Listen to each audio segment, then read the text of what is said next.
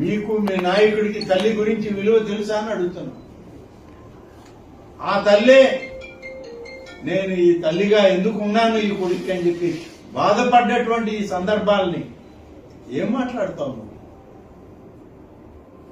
మీ నాయకుడి యొక్క తల్లే నేను ఈ బిడ్డకి ఎందుకు తల్లినయ్యానా అని బాధపడుతూ, నేనెందుకు అమ్మనయ్యానా ఇతనికి అని చెప్పి ఆమె బాధపడుతూ ఇచ్చిన ప్రకటనలు నీకు కనపడలేదా అని అడుగుతున్నా.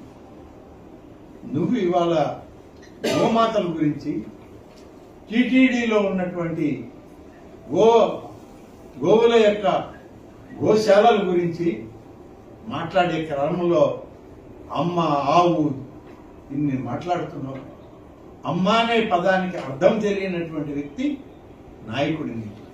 అటువంటి నాయకుడి కింద పనిచేస్తున్నావు నువ్వు. ఎప్పటికైనా బుద్ధి తెచ్చుకో. నీ పాలనంతా ఎలా జరిగిందో తెలుసు అందరికీ. ఎన్ని వ్యవస్థలు కుప్పకూలాయో తిరుమల తిరుపతి దేవస్థానం, ఎంత అవినీతిని మూట కట్టుకుని పోయావో, ఎన్ని అపచారాలు మూట కట్టుకుని పోయావో. ఇవాళ ఆ దేవదేవుని యొక్క శాపాలు నీకే కాదు, మీ బిడ్డలకు కూడా తగిలాయి. ఇంకా మీకు బుద్ధి రాలేదని అంటే ఇక ఆ భగవంతుడు కూడా నిన్ను రక్షించడు.